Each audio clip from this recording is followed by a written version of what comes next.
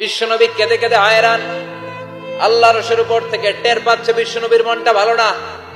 এত আশা নিয়ে ভরসা নিয়ে কোথাও জায়গা না পেয়ে তায়েফের এখানে আসলাম দাওয়াত দেওয়ার জন্য। তায়েফের ছেলেগুলো দাওয়াতের আমার দাওয়াত গ্রহণ করলো না।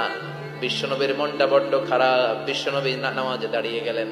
বিশ্বনবী নামাজে দাঁড়িয়ে তেলাওয়াত করছেন। পাশ দিয়ে একদল জিন বিশ্বনবীর পাশ দিয়ে চলে যাচ্ছিল। একদল জিন জাতি চলে যাচ্ছে, আর বিশ্বনবীর তেলাওয়াত শুনে তারা থমকে দাঁড়ায়।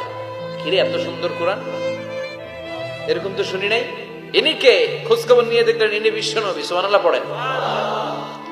তারপরে এরা ছুটে গেল এলাকায়। এলাকায় যে এরা ঘোষণা দেয়া শুরু করলো, ইন্না সামি'না কুরআনান আজাবা ইয়াহদি ইলার রুশদি ফাআমান্না বিহি। নিশ্চয় আমরা আজীব চমৎকার কোরআন তেলাওয়াত শুনে এসেছি।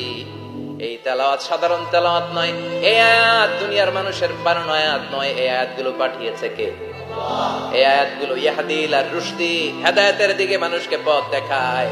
তাই আমরা যারা এই তেলাওয়াত শুনেছি, আমান্না বিহি, এই তেলাওয়াত শুনে, কোরআন শুনে, বিশ্বনবীর কণ্ঠে তেলাওয়াত শুনে আমরা সবাই ঈমান এনে মুসলমান হয়ে গেলাম।